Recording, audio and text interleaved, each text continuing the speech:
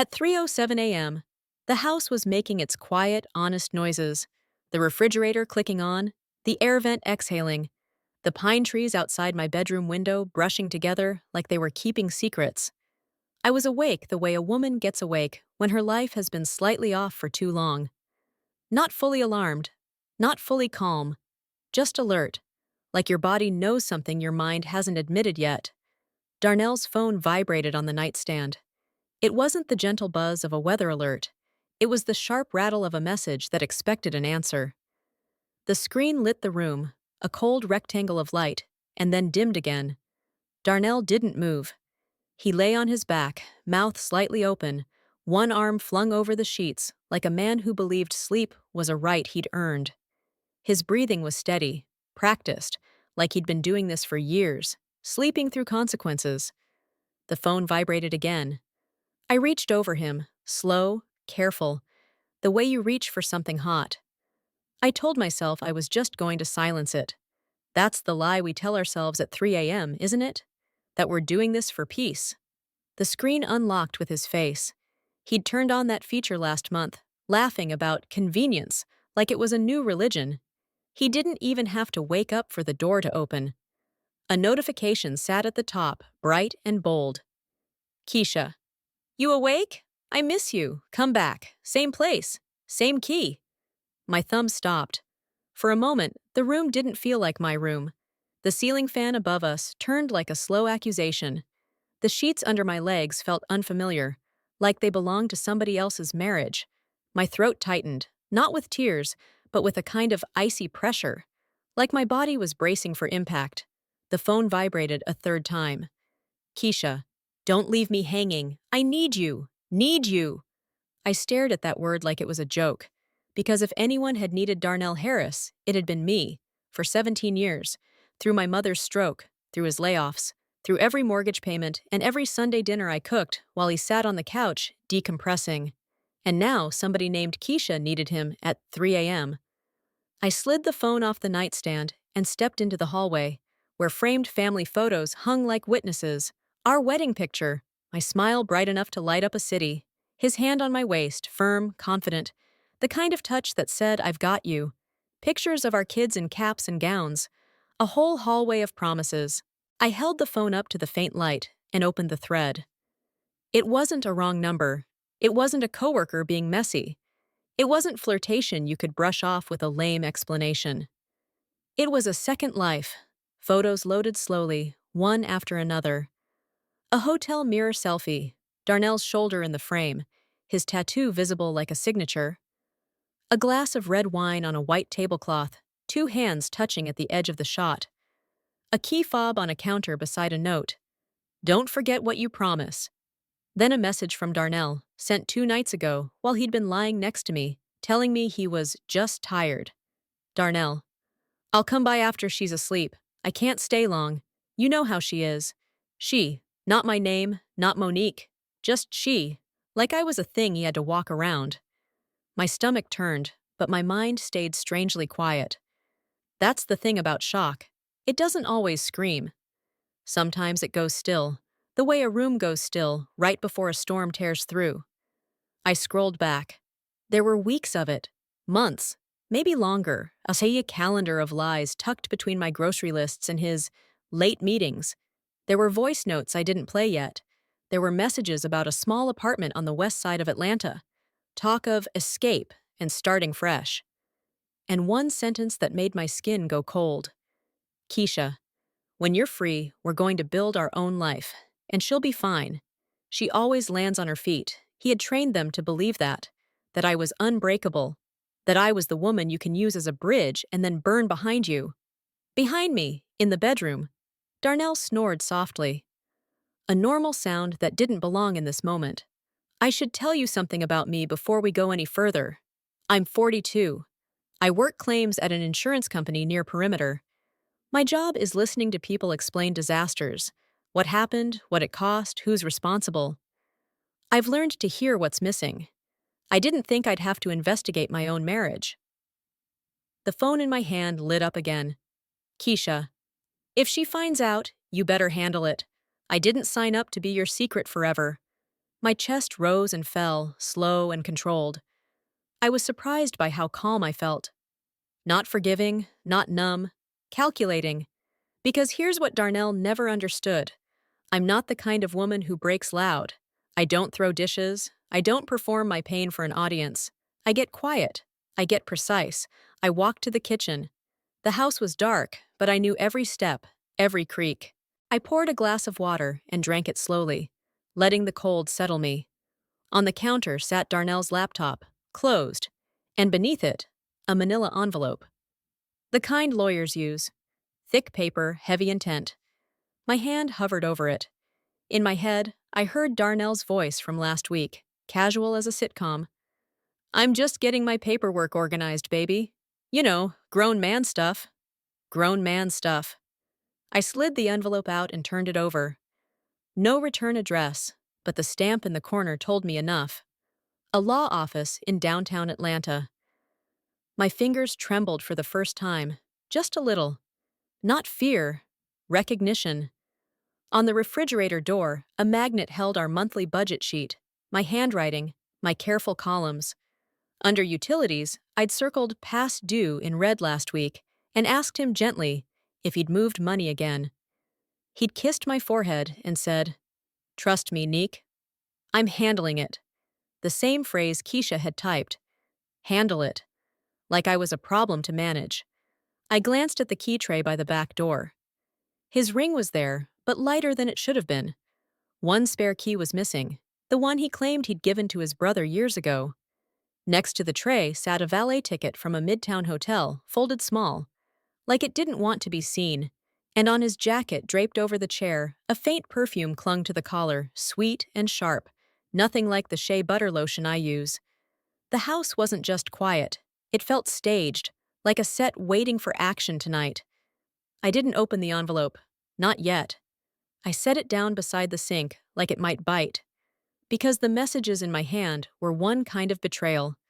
The envelope was another. The kind that turns a marriage betrayal financial ruin if you don't pay attention. The kind that makes a cheating husband pays the price, if the wife is awake enough to see the numbers. I looked back toward the hallway. The photos didn't move. The silence felt thick. In the bedroom, the man I married slept like a man with no conscience. And in that moment, with Keisha's words glowing on his phone and that legal envelope sitting on my counter like a loaded weapon, I understood exactly what story I was living. A husband's secret affair exposed. A wife discovers hidden double life. An emotional revenge marriage story that hadn't even reached its first real turn. I didn't know yet how deep the lies went. I didn't know what he'd signed in my name, what accounts he'd opened, what promises he'd made with my future. But I knew one thing with clarity. By the time the sun came up over Atlanta, Darnell Harris was going to realize he hadn't been hiding from me. He'd been hiding from the truth, and truth has a way of collecting interest. If you're still with me, don't go anywhere.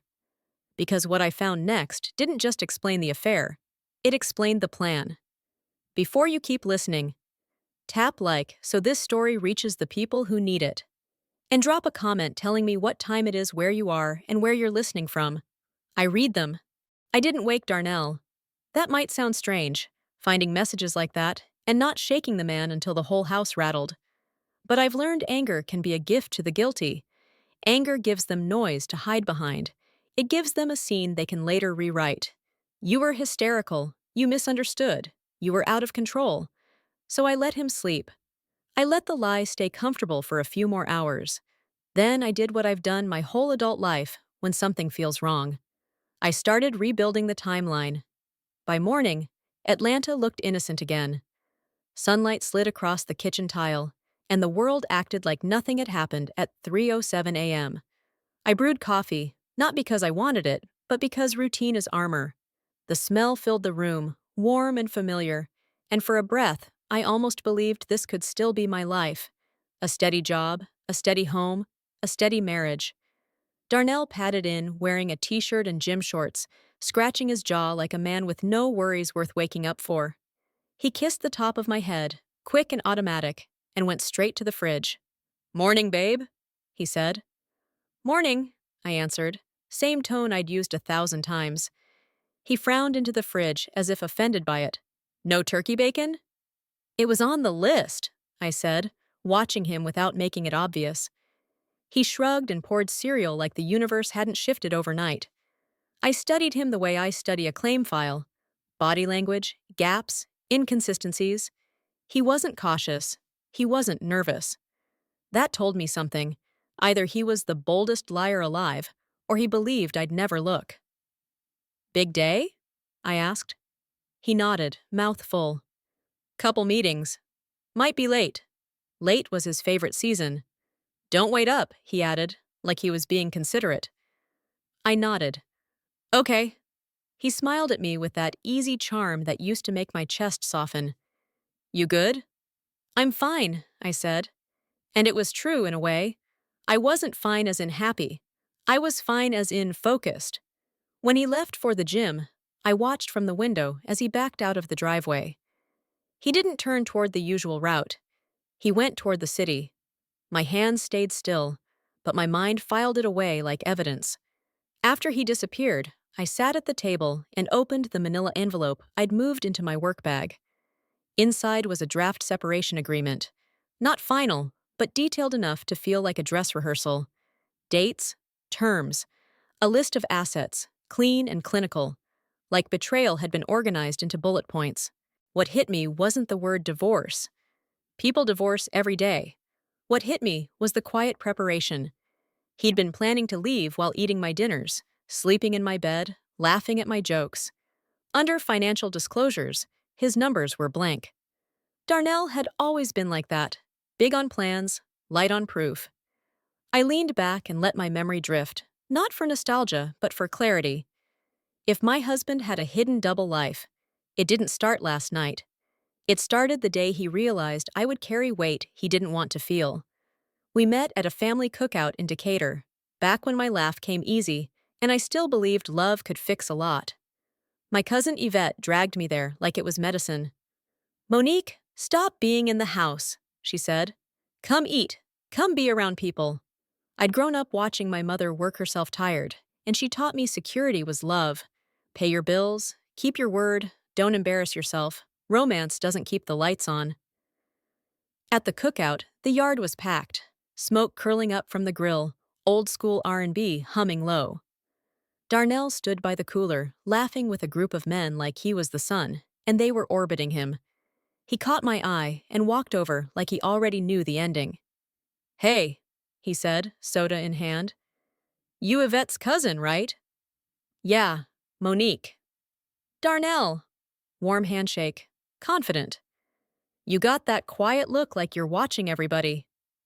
I am, I admitted. He grinned. Smart. People tell on themselves if you let them talk. Back then, that line felt like wisdom. Now it sounded like training. He told me he wanted to own something, not just work for other people. He spoke with certainty that made you want to believe. And I did, because I was tired of being the responsible one all by myself. He courted me in a way that felt steady. He called, not just texted. He opened doors. He brought my mother flowers the first time he came over. He praised my work like it didn't threaten him. He made me feel like I wasn't carrying the world alone. We married at new birth with a sanctuary full of shouting aunties and crying friends. I remember his hands trembling as he held mine and thinking, this is stability. This is building. The early years were busy in the normal way. Kids, mortgage, daycare, long commutes. We slept in shifts like soldiers. We didn't have much, but we had momentum. Then life tested us, and Darnell started showing me who he became under pressure. My mother had a stroke. I split my time between our home and hers, between work and hospitals, between exhaustion and duty. Darnell was supportive at first, then impatient. You always at your mama's, he'd say, not loud, just irritated. We got our own house. That's my mother, I'd answer. I know, he'd say, and then he'd change the subject like love had a time limit. Not long after, he lost his job. I watched him come home with his eyes shiny and his jaw set, pretending he wasn't scared. They cutting folks, he said. But I'm not worried. He said that phrase like some people say a prayer. I was the one who sat at the table with bills spread out and said, "Okay, we adjust, we cut back, we make a plan." He nodded, but he didn't hear me. He was already telling himself a different story, one where a setback was secretly a setup. He started talking about launching, pivoting, networking, like words could pay a mortgage. He'd stay up late on the laptop, watching videos about entrepreneurship. Then he'd look at me and say, "I'm about to change everything for us." I wanted to believe him. I did, but I also wanted the lights to stay on. So I carried us. And somewhere in that carrying, Darnell stopped seeing me as a partner and started seeing me as a function. The one who handled the boring things.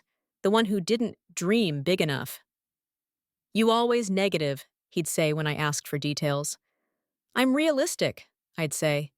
He'd laugh and kiss my cheek like my caution was cute. "That's why I need you, Mo. You the numbers. I'm the vision." At the time, it sounded like teamwork. Now, it sounded like assignment. Years passed. He floated from job to job and idea to idea. There was always something just around the corner. There was always a reason the corner never arrived. And then the phone became sacred. He stopped leaving it on the counter. He took it into the bathroom. He turned it face down when it lit up. If I reached for it to check the time, he'd cover it with his palm, casual but firm. One night, I woke up and he wasn't in bed. I found him downstairs in the dark, whispering into his phone like he was confessing to a preacher. He startled when he saw me. "You scared me," he said too loud. "Who you talking to?" I asked. "Just business," he said quickly. "Different time zones." Different time zones. In Atlanta. I let it go because the truth is, I was tired. Not just sleepy, tired in my spirit. When you're raising kids and keeping a home, you don't always have the energy to chase every red flag. You tell yourself it's stress. You tell yourself you're imagining things.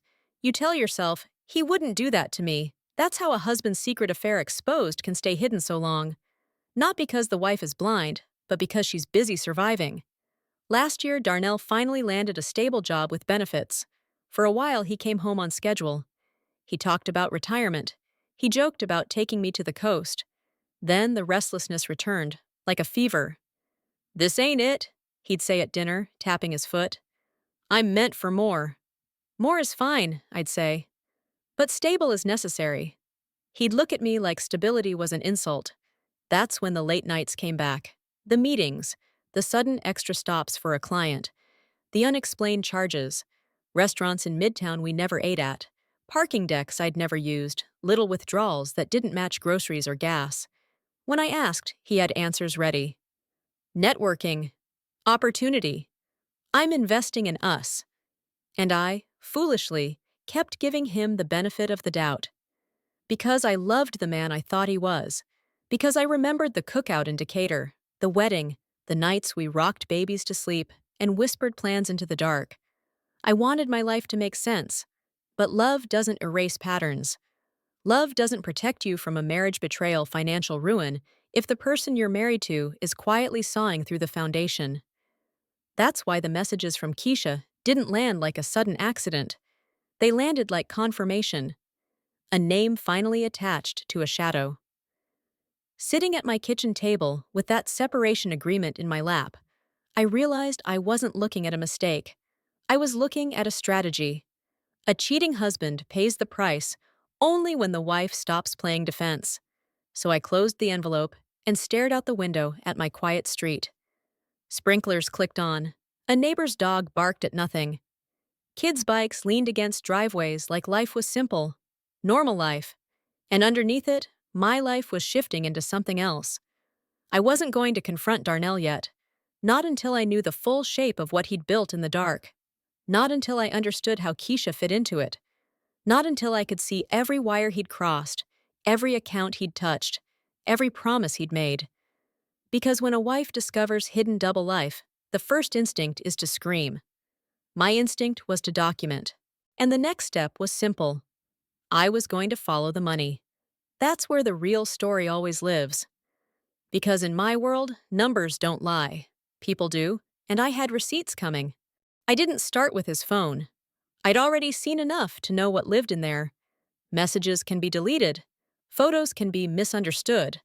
A liar can always claim context you can't prove. Money is different. Money leaves footprints, even when someone tries to sweep the floor. That Monday, I went to work like nothing had changed. I put on my navy cardigan, my sensible flats, my name badge that made me look harmless. I sat at my desk in the claims department and answered calls from people whose roofs had caved in, whose cars had been totaled, whose lives had been interrupted by weather or bad luck. All day long, my voice stayed calm. "I'm so sorry that happened. Let's get you taken care of. I'll need a copy of the police report." I heard myself talking like a professional woman, while inside I was building a private file folder labeled Darnell Harris, True Cost. At lunch, I didn't eat. I drove to the credit union where our joint checking account lived, the one I'd trusted like a faithful dog. I told the teller I needed printouts for taxes. She nodded like she'd heard it 1,000 times. People always need paper when they're preparing to fight for their own lives. I sat in my car and flipped through the statements. At first, it was small cuts. Withdrawal here, payment there. But small cuts in a marriage add up the way small leaks do. Quiet until the ceiling collapses. There were cash withdrawals at odd times. 200 at 11:42 p.m., 300 at 2:15 a.m., 100 at 5:30 a.m., like he needed to feed a habit before sunrise. There were restaurant charges in places I'd never been, Midtown and Buckhead, expensive enough to make my stomach tighten. There were hotel charges too, but he'd been careful, paid through third-party apps that hid the real names behind generic travel services. Generic, convenient, cowardly. I snapped photos of every page and uploaded them to a private folder on my work computer, hidden under a boring label, Q4 policy updates. Nobody at my job wanted to click anything that sounded like training. Then I did something I'd never done in 17 years of marriage. I opened my own checking account. It felt like crossing a line with a trembling hand, like betrayal in reverse. But it wasn't betrayal. It was self-rescue. I had my paycheck rerouted, quietly, and the bank officer, a woman with gray locks and tired eyes, looked at me like she understood without me saying a word. "Honey?" she said softly, sliding my papers back. "Keep your cards close." "I plan to," I replied. That evening, I came home to Darnell moving around the kitchen like a man who belonged there. He kissed my cheek, asked about my day, complained about traffic. He was performing husbandhood the way some people perform church, loud enough to be seen, not deep enough to be true. "You hungry?" he asked, opening the fridge.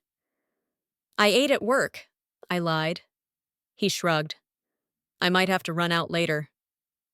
"Another meeting?" I asked, keeping my voice light. "Yeah," he said. "Late one." Late was the rhythm of his secret life. Late was where Keisha lived.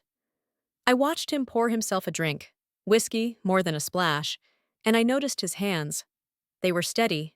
No guilt tremor, no shame shake, just the calm of a man who believed the world existed to manage his needs.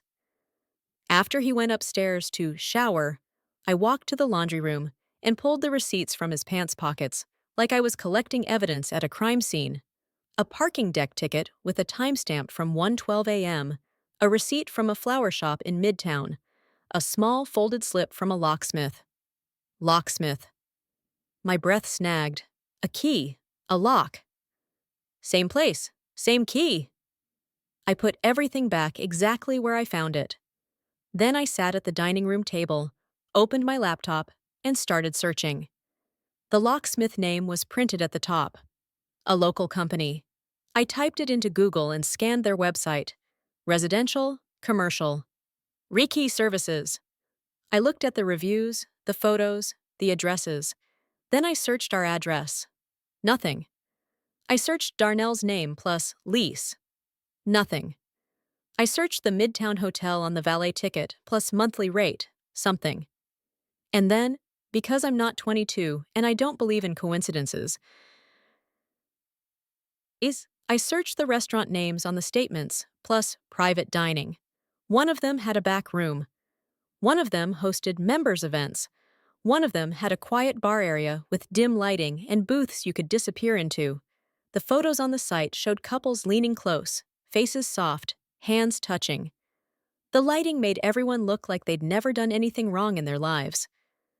I closed my laptop. I didn't need more atmosphere. I needed facts.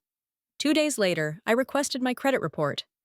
I sat on my bed while Darnell watched television downstairs, laughing at something loud and stupid, and I read the report like it was a diagnosis. 3 new accounts. A department store card opened in my name 6 months ago. A personal loan I'd never applied for, a credit card with a limit high enough to make a thief bold. My name, my social, my life. I felt my body go cold, the way it does when you realize the threat isn't just emotional, it's structural. This wasn't only a husband's secret affair exposed. This was identity theft inside a marriage. This was marriage betrayal, financial ruin with paperwork. My hand hovered over the phone to call him downstairs and scream, but that urge passed like a fever. If I confronted him now, he'd explain. He'd manipulate. He'd cry. He'd promise. He'd rewrite the story before I could finish my sentence. No. I opened a new note on my phone and titled it, Evidence. I listed dates, times, locations, charges, names. Then I called someone I hadn't spoken to in years, Raymond Cole. Raymond and I went to high school together. He'd been the quiet one, the one teachers trusted.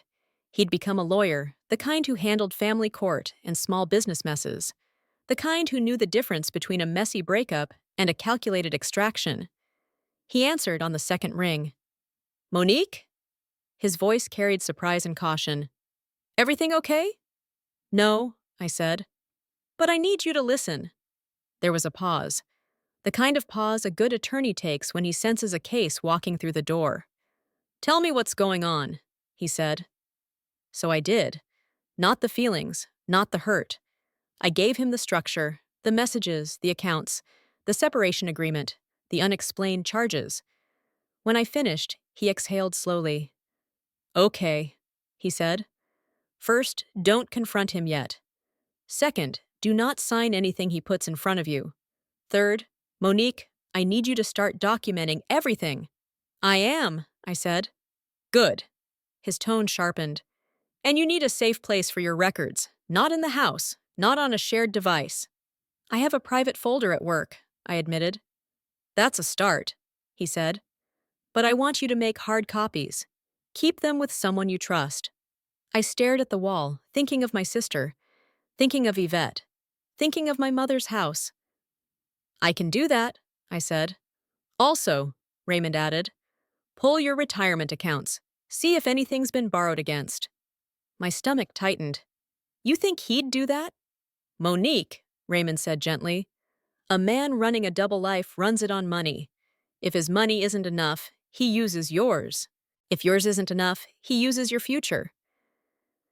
After I hung up, I sat in silence for a long time, listening to the television laughter downstairs, the sound of a man entertained while my life was being dismantled. That night, Darnell came to bed late. He smelled like cologne and something sweet, a perfume that wasn't mine.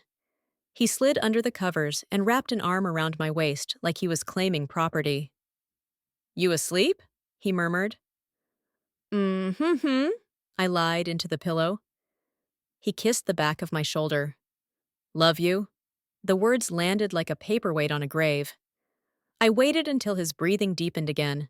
Then I got up, took his phone from the nightstand, and walked into the bathroom. I locked the door, turned on the faucet to mask sound, and opened his email. He had a passcode now, but he'd always used the same 4 digits, his birthday, because men like Darnell believe the world should remember them. The inbox was a mess. Promotions, spam. Congratulations on your pre-approval! Offers that made my skin crawl. I searched lease. One result.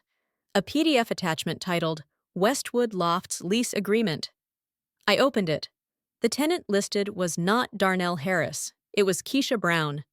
But the co-signer line, my name, Monique Harris, my signature. or something shaped like it. I stared at that forged scrawl until my vision blurred. Then I zoomed in. Whoever did it tried to mimic my slant, my loop on the M, my tendency to cross T's low. It was close enough to fool a leasing office clerk, close enough to bind me. My hands shook, not from sadness, but from rage so quiet it felt surgical. I forwarded the email to myself. Then I took screenshots of every page. The address, the monthly rent, the security deposit, the key fee, the move-in date. Move-in date. 8 months ago, 8 months. That's how long Keisha had a place. A key. A bed that wasn't mine. A space where my husband could go and be the man he pretended to be. I closed the phone and looked at myself in the mirror. The woman staring back had dark circles under her eyes and a jaw clenched hard enough to crack teeth. She looked older than 42. Not from time, from carrying. Okay, I whispered to her. Okay. I went back to bed, slid under the covers, and lay beside Darnell like a stranger sleeping next to a threat. In the morning, I printed everything at work. I used the office printer when the floor was quiet, when the supervisors were in meetings and my coworkers were busy with their own crises. Sheets slid out, bank statements, credit report, screenshots, the lease. I slipped them into a folder and took them to my car in a plain tote bag. On my way home, I stopped at my mother's house. Mama sat in her recliner, watching daytime court shows like they were gospel. Her left side was still weak from the stroke, but her eyes were sharp as ever. "You look pale," she said when I walked in. "I'm fine," I started, then stopped. I didn't have the strength to lie to the woman who raised me. She patted the arm of the chair. "Sit." I sat. She studied me the way mothers do, the way they read your spirit more than your face.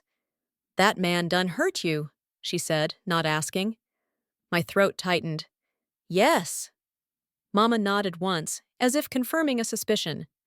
"What you need?" I slid the folder from my bag and handed it to her. She didn't open it. She didn't need to. She just held it like it was weight. "You want me to keep this?" she asked. "Yes," I said. "Somewhere safe." Mama looked toward the hallway, toward the old closet where she kept important papers and the small lockbox with deeds and birth certificates. "I'll hide it," she said. Then softer. "Baby, you going to be all right?" I wanted to say yes. I wanted to believe it. But the truth was I didn't know what all right would look like yet. "I'm going to get smart," I said. Mama's mouth tightened into something like pride. "That's my girl." That afternoon, I drove past Westwood Lofts. The building sat on the edge of a gentrified pocket of the city, polished concrete and clean lines, a place designed to look like people with secrets lived there. A small courtyard with string lights, a gate with a keypad, a sign with a fancy font that said luxury living, like luxury was a moral trait. I parked across the street and watched. People came and went. A woman in yoga pants walked a tiny dog.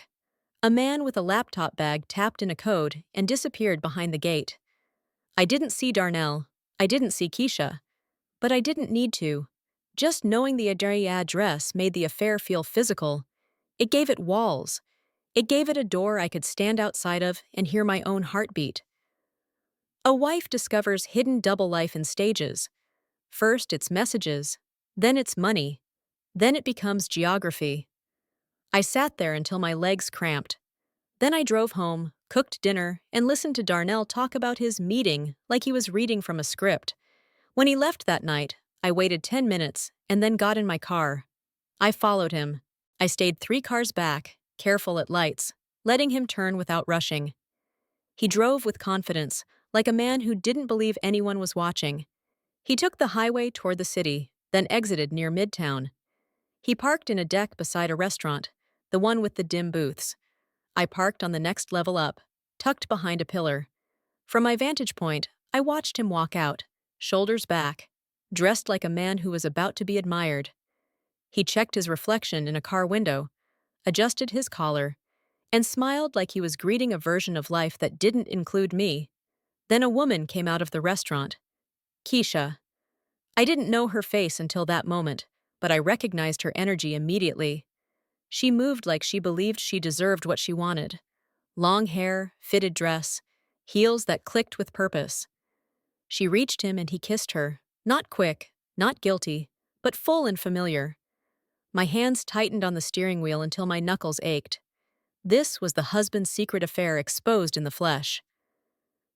He took her hand, and they walked back into the restaurant like a couple with reservations. I sat in the dark of the parking deck, my breath coming slow, my mind recording everything. I took photos through the windshield, careful, zoomed in, time-stamped. I wasn't doing this for revenge. Not yet. I was doing it because truth is easier to hold when it has proof. After 20 minutes, they came out again. They walked to his car. He opened her door. Gentleman, actor. Then he drove, and I followed again. They didn't go straight to Westwood Lofts. They went to a small strip mall first, a place with a pharmacy, a nail salon, and a payday loan storefront. Darnell parked near the back. Keisha stayed in the car while he walked inside the payday loan place. Payday loan. My stomach turned. He came out with an envelope in his hand. He got back in the car, and Keisha leaned toward him, smiling. She kissed him. He handed her the envelope like a gift. Then they drove to Westwood Lofts. The gate opened. He didn't punch in a code. He used a remote fob. Same key. He parked inside the garage and disappeared with her behind a door that shut like a secret swallowing itself. I sat outside the gate and stared at the building until the lights blurred. My mind ran through the math. Rent, deposit, utilities, nights out, hotel charges, payday loan fees, credit cards opened in my name. Darnell wasn't just having an affair. He was funding a fantasy with my identity. The next day, I called the leasing office. I didn't identify myself as his wife. I didn't say my name. I played dumb, sweet, harmless. Hi, I said. I'm trying to reach Keisha Brown. I'm her cousin. She left something at our family event, and I can't get her to answer. The woman on the phone laughed lightly. Oh, honey, we can't give out tenant info. I understand, I said quickly. I just need to know if she still lives there. I'm worried. There was a pause. The voice softened. She's listed, yes. Okay, I said, letting my breath catch like anxiety. Is her emergency contact still Darnell Harris? Because he's not answering me either. Another pause, longer. I can't confirm that, the woman said, but her tone changed. That was the giveaway. People in offices don't like trouble. Trouble makes paperwork. Of course, I said. Thank you. When I hung up, I wrote down the leasing office woman's name from the voicemail greeting and added it to my notes. I didn't need her to confirm anything. I needed the record that I called. Then I drove to Raymond's office. His building was small, tucked above a tax service and a hair salon. The kind of place where real life gets handled without ceremony. Raymond greeted me with a firm hug and a face that went serious the moment he saw mine. You look like you haven't slept, he said. I haven't, I admitted. He led me into his office, shut the door, and sat across from me. Show me what you have. I spread the evidence across his desk like a grim scrapbook. He didn't flinch. He read quietly, eyes scanning like a man reading a contract written in blood. When he reached the lease, his mouth tightened. That signature, he said, tapping the page. That's not yours. No, I said. Okay, he said, voice calm. That's forgery. Potential identity theft. Potential fraud depending on how these accounts were opened and used. I don't even know how deep it goes, I confessed. Raymond leaned back. Monique, I'm going to say something, and I need you to hear me. I nodded.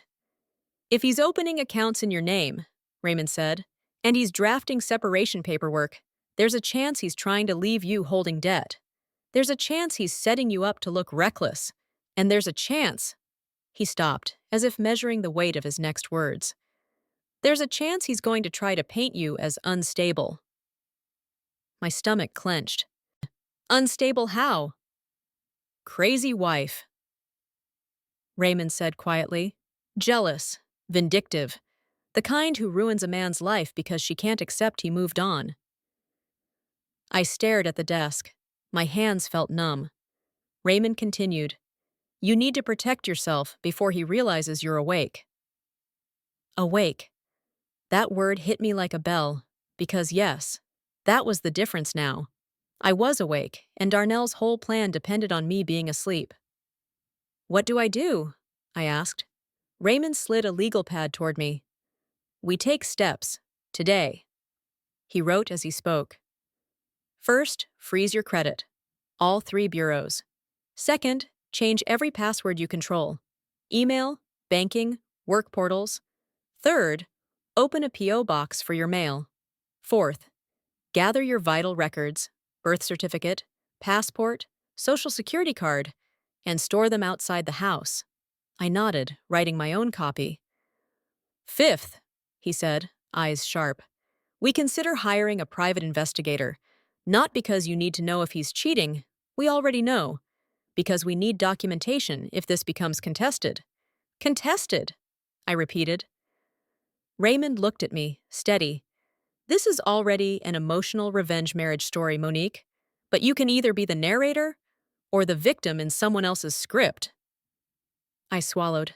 "Okay." As I left his office, I felt something strange.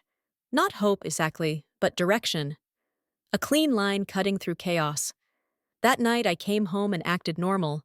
I asked Darnell about his day. I laughed at his jokes. I put plates in the dishwasher. I kissed him goodnight. And then, after he fell asleep, I went to the hall closet and opened the lockbox where we kept important documents. He had the key on his ring, but I'd made a copy years ago just in case. He never asked why. He never thought I'd need it. Inside were our mortgage papers, insurance policies, birth certificates for the kids, our marriage license, his old pay stubs. I pulled out everything with my name on it and slipped it into my work bag. In the bottom of the box, tucked under a stack of warranties, I found a second envelope. Not legal this time. Bank. It was a notice from our mortgage company. Delinquent. My heart lurched. I'd paid the mortgage for years through automatic transfer. I logged in monthly, made sure the payment hit. But the notice said 2 payments were missed. 2. That meant someone had changed something. I went back to my laptop, logged into the mortgage portal, and stared at the payment history. The automatic transfers had been canceled 3 months ago, canceled by a user with access, by someone who knew my passwords. I scrolled through the portal settings.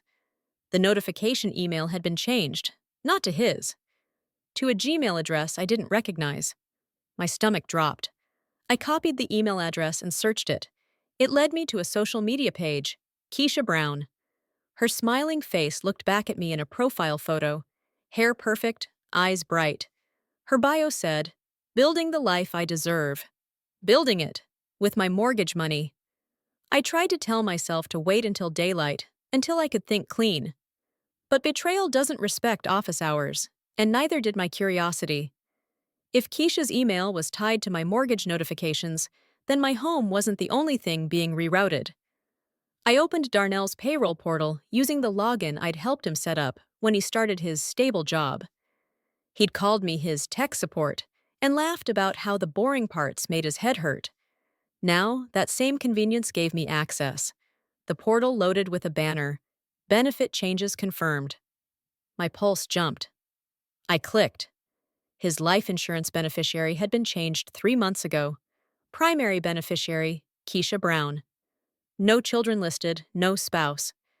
As if I didn't exist. He'd also increased the coverage to the maximum and added an accidental death rider.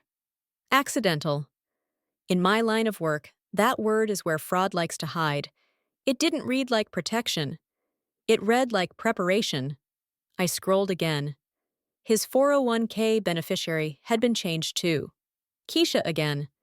I took screenshots, emailed them to my private account, logged out, and cleared the browser history. The next day, I used my access at work to pull my own auto policy file. I searched our policy number and watched the screen populate with a change I never authorized. An additional driver added 2 weeks ago. A man named Terrence Miles. Address listed as my address. Then another update. A vehicle added to the policy, 2018 Ford F-150, garaged at our home. We didn't own a Ford. I printed the change report and slid it into my bag. My hands stayed steady, but my stomach rolled with a slow, sick logic. Darnell was building paperwork. He was creating a trail that said other people lived here, used our address, belonged to our household. Documents that could blur responsibility. He was writing a story where I'd share the blame. I forwarded the policy printout to Raymond with one sentence. Added driver, not me. He called 5 minutes later, voice tight. This is escalation, he said. They're creating a household narrative. If a loss happens, they'll argue everyone had access. He told me to photograph every room in the house, furniture, electronics, closets, so no one could claim I hid property.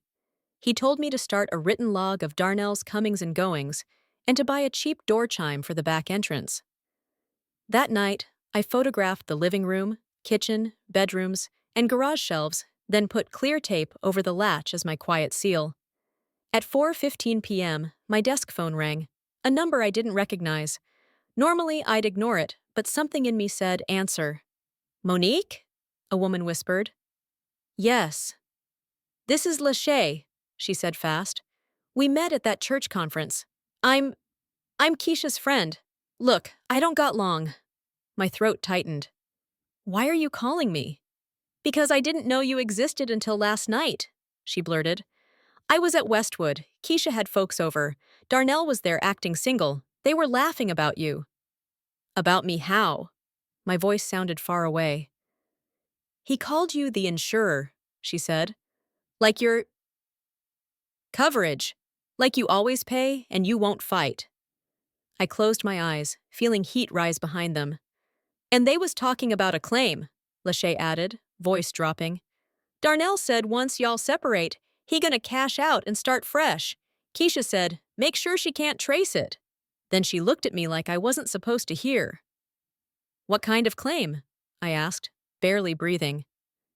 There was a pause, then a whisper that iced my spine. Fire, she said. He said something about a fire, like it was already planned. I started to speak, but she rushed. I gotta go, she coming back. And the call cut off. I sat at my desk, staring at the monitor while the office noise blurred into a distant hiss. Fire, claim, cash out. Don't trace it. I thought of the phantom driver on my policy, the rerouted mortgage emails, the locksmith receipt, the maxed out insurance with that accidental rider, and a new fear slid under my ribs, slow and cold. What if the plan wasn't just to leave me? What if the plan was to erase the house and blame it on me? I sat there, staring at the screen, feeling the room tilt. That's when I heard a sound outside. A soft click, like a door handle being tested. I froze. The house was quiet. The kids were at my sister's for the weekend. Darnell was asleep upstairs. I was alone downstairs, with a laptop open and truth in my lap. The click came again, then, slowly, the back doorknob turned. My breath stopped in my throat. Someone was trying to come in. I stood silently, feet planted on the hardwood, heart pounding so hard it felt loud enough to wake the whole neighborhood. The knob turned once more, then stopped. A pause. Then the sound of footsteps on the back porch. Retreating. I moved to the window carefully and peeked through the blinds. A shadow moved across the yard toward the side gate. A figure. Tall, hood up, moving fast. Not Darnell. He drove a sedan and parked in front. Whoever this was knew the back entrance, knew the layout, knew the habit. Same key. My mind snapped to the locksmith receipt, to the remote fob, to the missing spare key. My phone was on the table. I didn't call the police, not yet, because the first thought that cut through my fear was sharper than fear. This wasn't random. This was connected. I stayed still for a full minute, listening. The neighborhood was quiet again, like nothing had happened. Like the night itself was pretending. Upstairs, Darnell shifted in his sleep. I looked back at Keisha's social profile glowing on my screen. and I felt the cold truth settle. If someone was testing my door, then someone was watching my house. And if someone was watching my house, then Darnell's double life wasn't just about sex. It was about control. It was about extraction. It was about getting me out of the way. I closed the laptop, gathered the documents, and went upstairs without turning on any lights. I stood in the doorway of our bedroom and watched Darnell sleep. His face looked peaceful, innocent, almost, like he was a man who'd never hurt anyone. But I knew better now. A husband's secret affair exposed is one thing. A husband planning your financial ruin is another. And a husband who has someone testing your door at night? That's the kind of betrayal that stops being personal and starts becoming dangerous. I lay down beside him and stared at the ceiling until dawn, listening to every creak, every settling sound, every whisper of wind against the windows. By morning, my fear had hardened into something else: resolve. Because if Darnell thought he was going to erase me quietly, leave me with debt, shame, and silence, he'd miscalculated the one thing he always underestimated: my ability to stay calm when it matters, and the fact that I had already started collecting proof. By the time he rolled out of bed, stretching like a man with plans, I had already made mine. I was going to the Westwood Lofts, not to confront Keisha, not to beg, to confirm what else he'd signed in my name, and to find out who had been on my porch with a key. Because the truth was no longer a private ache, it was a threat with footsteps, and I was done being the only one scared. And I intended to stay alive too. The next afternoon, I parked 2 blocks from Westwood Lofts and sat with my hands on the steering wheel until the shaking stopped. Atlanta sunlight made the sidewalks look honest, but nothing in me felt honest anymore. I told Raymond where I was going. I told my sister to keep the kids. I told myself one rule: no confrontation without paper. I walked toward the building wearing sunglasses and a work tote, trying to look like every other woman who belonged in a place with a fountain and string lights. At the gate, I waited, pretending to scroll my phone. A man in a suit tapped a fob, and the gate chirped open. I slipped through before it closed. The courtyard smelled like fresh mulch and expensive air freshener. I crossed to the leasing office and put on my calm voice, the one I use when someone swears they never got the email that's sitting in their inbox. A young woman at the desk looked up. Her tag read, Marissa. "Hi," she said brightly. "How can I help you?" "Hi, Marissa," I replied. "I'm here about Unit 3B, Keisha Brown." Her smile held, but her eyes sharpened. "Are you on the lease?" "Yes," I said. "Monique Harris." She turned to her computer. I watched her posture change the second my name appeared. Trouble has a scent, and office people know it. Okay, she said carefully. "What do you need?" "A complete copy of the lease," I said, "including addendums. We usually can't—" "I'm listed as co-signer," I cut in gently. "You can confirm that." Marissa hesitated, then stood. "One moment, I'll get my manager." A woman in her 40s stepped out from the back, hair pulled tight, voice trained for conflict. "I'm Sheila," she said. "Property manager. What seems to be the issue, Miss Harris?" I slid my license across the counter. "I'm on this lease," I said evenly. "And I need my documents." Sheila studied my ID, then the screen, then my face. "Our system does show you as co-signer," she admitted. "The application was processed online." "Great," I said. "Then print it." Sheila's eyes narrowed. "Why are you requesting this 8 months after move-in?" "Because I didn't know my husband was sleeping in another life," I wanted to say. Instead, I told the truth in a smaller shape. "Because I only learned the unit existed last week," I said quietly. The air tightened. Sheila's professionalism wavered. "Are you saying you didn't sign?" she asked. "I'm saying someone used my name without my consent," I replied. Sheila looked at Marissa. Marissa looked at the floor. Sheila exhaled. "If this is identity fraud, we'll need a police report number," she said. "I'm prepared to file," I answered. "But I still need a copy. Today." Sheila nodded once, then turned to the printer. Pages slid out in a steady stream. Lease terms, addendums, fee schedules, Key-Fob rules. Keisha Brown was the tenant. Monique Harris was the co-signer. And in the authorized occupant section, there it was in plain ink. Darnell Harris. Authorized. Like my husband wasn't sneaking, like he wasn't cheating, like he had permission to live in a place built on my forged signature. Sheila handed me the stack. "We can revoke his access if you provide documentation," she said. "And," she lowered her voice, "if you don't feel safe, tell someone." I swallowed. "I don't feel safe," I said. Sheila's expression softened for a heartbeat. "Then file the report," she said. "And come back. We can generate an entry log for the unit once legal signs off." "Entry log?" I repeated. "Key-fob activity," she clarified. "Dates and times." "Thank you," I said, and meant it. Proof isn't comfort, but it's leverage. I drove straight to the precinct and filed an identity theft report. I listed the forged lease, the new credit accounts, the beneficiary changes, and the attempted backdoor entry. When I wrote the word fire, my pen paused as if it didn't want to make that idea real. But I wrote it anyway. The officer gave me a case number and told me a detective would follow up. I didn't argue. I didn't beg. I just took the number, another breadcrumb in a trail Darnell couldn't sweep away.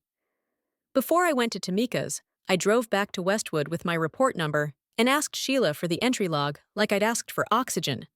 She led me to a small conference table and slid a single page across the surface.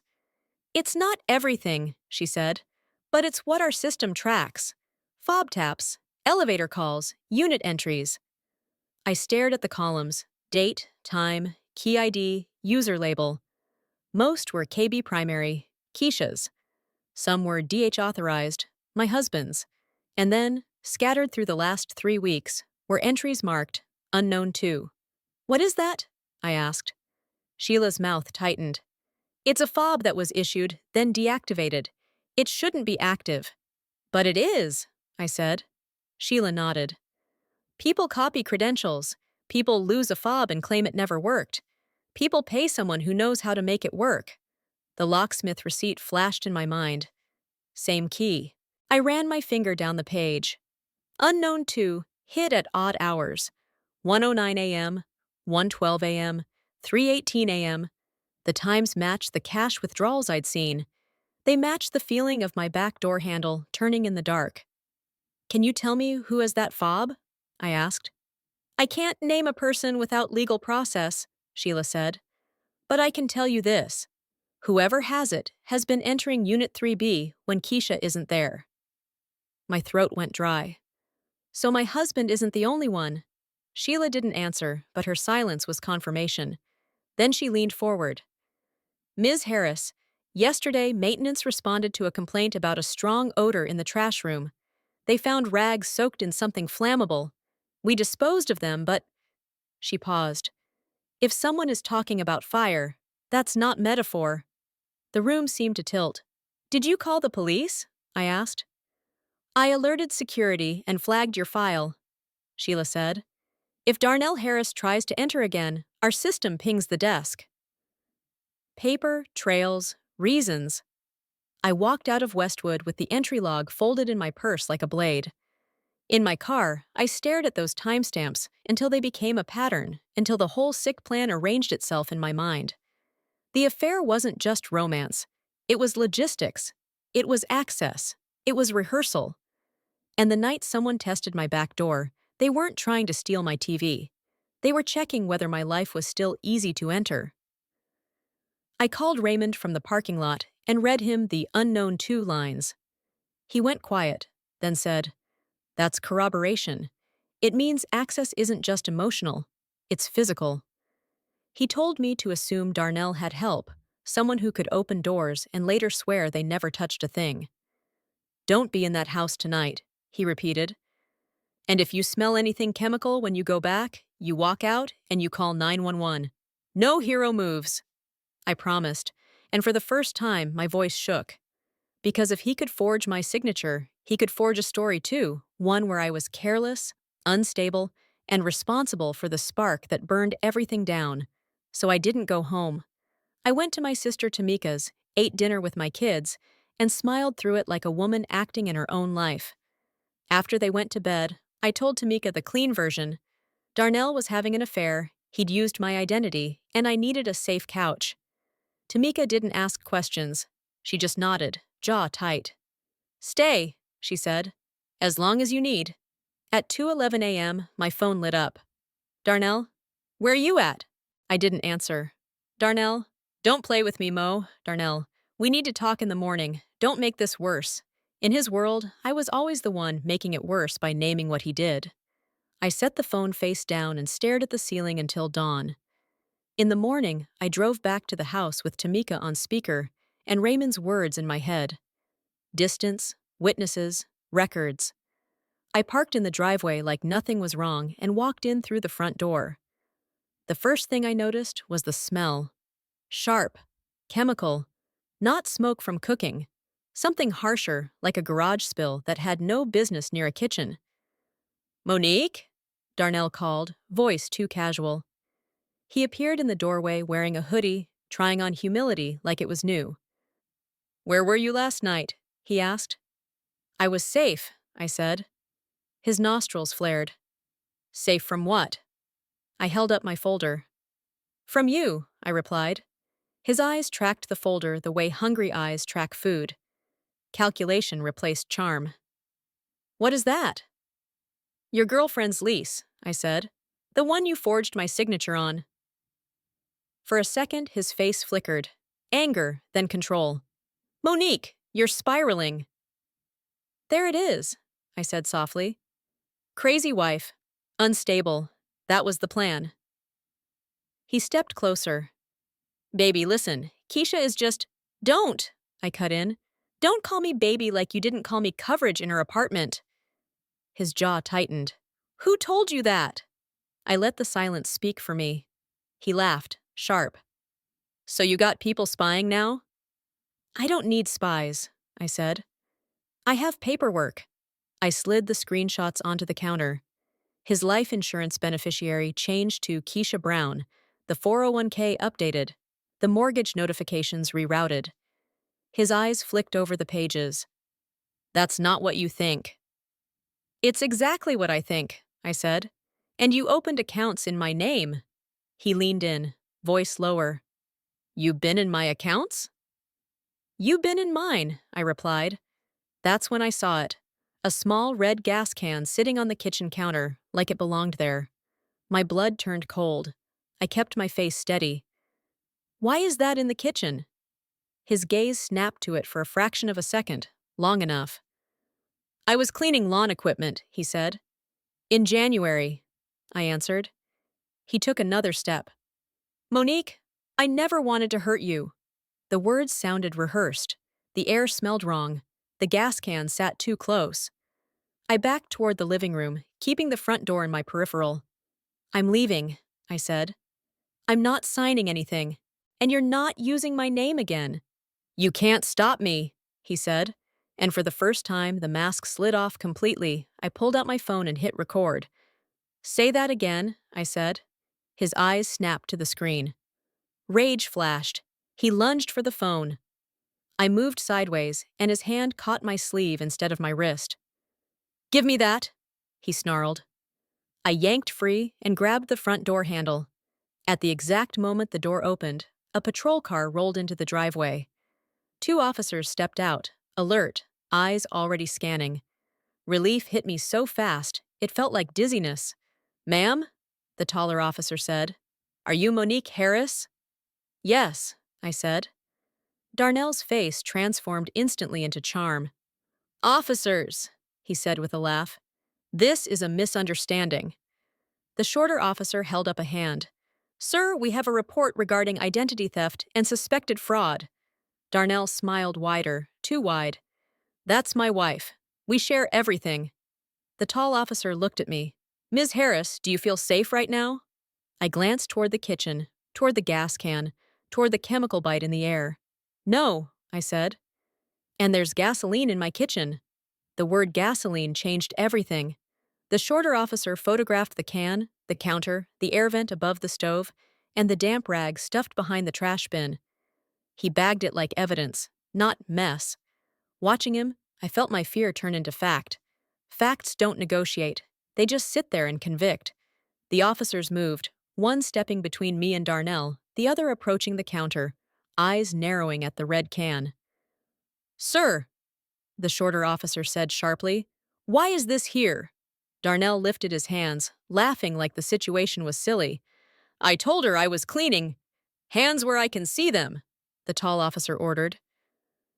Darnell's smile faltered. He obeyed, but his eyes stayed hard. I handed the folder to the shorter officer. He flipped through the lease, the forged signature, the beneficiary screenshots, the credit report. His expression went from neutral to focused. "Sir," he said, "step outside." "This is my house," Darnell snapped. "It's a shared residence," the tall officer corrected. "And right now, you're being investigated. Step outside."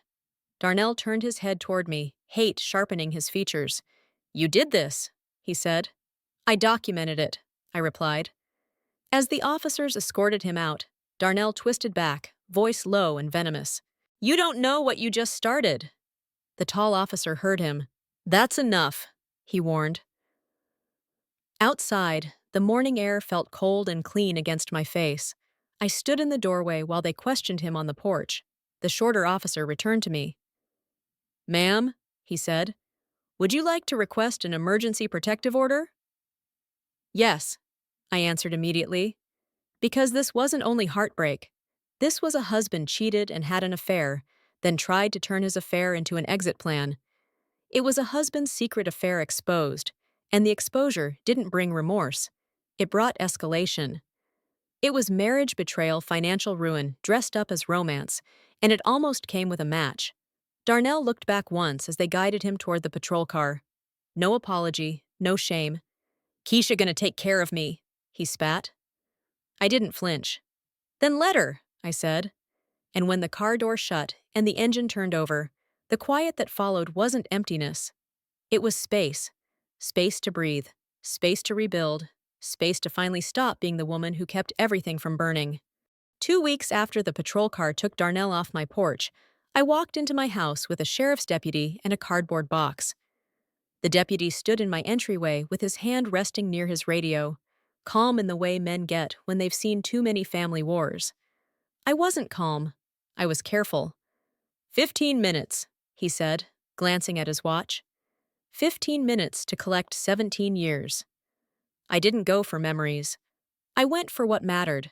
My passport, my grandmother's wedding ring, the kids' baby books, the folder of documents Mama had guarded like scripture. I moved through each room like I was walking through a museum after it closed. Quiet, respectful, detached. The walls still held our laughter, but the house no longer felt like a home. It felt like a scene. On the kitchen counter, the red gas can was gone. The officers had taken it as evidence, along with the rag that reeked of fuel. The trash bin sat there clean, like it hadn't almost been the start of an accident. That word, accident, became a private alarm bell. Because I'd learned how easy it is for a man to try to turn his choices into bad luck, especially when he thinks a woman won't fight back. The emergency protective order went through quickly. The identity theft case moved slower, like most systems do, when the harm is quiet and domestic. But the paper trail mattered. Raymond pushed the filings. I froze my credit. The bank reversed 2 fraudulent accounts. The mortgage company flagged the email change and reset access. Step by step, the world stitched my name back onto my own life. Keisha called me once. It came from a blocked number on a Tuesday evening. I was at Tamika's kitchen table helping my son with a history project. My phone buzzed, and something told me not to ignore it. "Monique?" a woman's voice said, tight and defensive. "Yes," I answered. "This is Keisha," she said, as if the name alone should give her power. "You didn't have to do all that." I looked at my child's notebook, the neat lines, the trust in his handwriting, and I felt the calm settle into me like armor. "I didn't have to do what?" I asked. "Tell the truth?" She inhaled sharply. "He said you've been controlling him. He said you've been—" "Stop," I said, not loud, just final. He forged my signature. He opened accounts in my name. He tried to make me responsible for a fire he talked about like a joke. If you didn't know, now you do. Silence sat between us. Then Keisha spoke again, softer. He told me y'all were separated. That's what men like him tell, I said. He'll tell you the same thing when he needs you to pay for something. Her voice rose, anger trying to save her pride. So what? You think you better than me? This isn't about better, I said. It's about alive. I hung up before she could answer. A week later, Raymond called with the update that finally made my shoulders drop. Monique, he said. The judge signed the temporary orders. He can't touch the accounts, can't change beneficiaries, can't sell the house without consent. And we have a hearing date. I closed my eyes. Thank you, I whispered. Don't thank me, Raymond replied. Thank the version of you that stayed calm and collected receipts. The hearing came in early spring. The courthouse smelled like old paper and nerves. Darnell arrived in a suit that tried too hard, chin lifted like confidence could erase evidence. His eyes found me and narrowed. He didn't look sorry. He looked inconvenienced. In the hallway, he leaned close enough for his cologne to reach me. You really going to do this? He murmured. I already did, I said. His lips curled. You think you won? I think I'm free, I answered. Inside the courtroom, he tried his final performance. The wounded husband, the stressed man, the misunderstanding. But documents don't care about performance. The lease with my forged signature sat on the table. The credit accounts in my name sat in a file. The beneficiary changes had timestamps. The Westwood entry log showed unknown 2 taps at hours that matched my back door being tested. The officer's report described gasoline in my kitchen. When the judge asked, "Did you sign your wife's name on this lease?" Darnell's throat moved, but no clean lie came out. He mumbled something about permission and confusion. The judge's face stayed flat. You understand that is fraud, she said. Raymond didn't gloat. He didn't need to. He just let the truth stand there like a witness that couldn't be intimidated. The divorce was granted on the terms Raymond fought for: separation of debt responsibility, restitution on the fraudulent accounts, a supervised process for property division, and an order that Darnell complete financial counseling if he wanted any consideration for future modifications. Financial counseling. The irony almost made me dizzy. He'd spent years acting like money was a toy, and now a judge was forcing him to sit in a room and learn what a budget was. After court, I walked down the stone steps into sunlight that felt sharper than it used to. Tamika hugged me so hard my ribs protested. Mama held my hand with her strong grip and said, I told you, get smart. That night, back at Tamika's, my kids fell asleep on the couch during a movie, their heads leaning toward each other like they still trusted the world. I watched them and made myself a promise I should have made years earlier. I will never call survival love again. I started therapy with a woman who didn't let me romanticize damage. She made me say the truth without softening it. I was manipulated. I was used. Then she made me say the other truth. I was still standing. Each session felt like tightening a loose screw in the foundation of my mind. Again, today. 3 months later, I moved into a smaller place. 2 bedrooms, clean walls, no echoes of old fights. I bought a new couch with money I earned myself, and I chose it slowly, testing every cushion like I was relearning comfort. I hung nothing in the hallway until I was sure I wanted the memories there. On a quiet Saturday, I got a message from Lachey, the woman who'd warned me. She sent a photo taken from a distance at a strip mall. Darnell stood outside a storefront with a banner that read Credit Repair and Tax Services. He wore a polo shirt and an expression that looked unfamiliar on him, tired responsibility. Under the photo she wrote, He workin' now, for real. I stared at the image for a long time. I didn't feel triumph. I didn't feel pity. I felt something cleaner than both. Balance. Some men only learn after the music stops. Some only learn when the bill comes due. Darnell had believed cheating was private, that an affair could be a hidden door out of accountability. He believed he could take my identity, my money, my home, and leave me holding smoke. But the truth is, a husband who cheats doesn't just betray vows, he betrays structure. And when you betray structure long enough, it collapses, sometimes loudly, sometimes quietly, but always completely. If there's a lesson in my story, it's this: don't confuse patience with permission. Don't confuse loyalty with silence. And don't ever let someone convince you that being calm means being weak. Calm is how I survived. Calm is how I saw the pattern. Calm is how I made sure the fire stayed in his plan and not in my walls. And if you're listening to this right now and something in your life feels slightly off, don't ignore that feeling. Your instincts are data. Your gut is your first report. Thank you for staying with me to the end. If this story hit you somewhere deep, please subscribe so you don't miss the next one. Tap like if you want more real, slow burn stories like this. And leave a comment. Tell me where you're listening from and what time it is for you. Sometimes a single sentence is proof that you were here and that you made it through another night.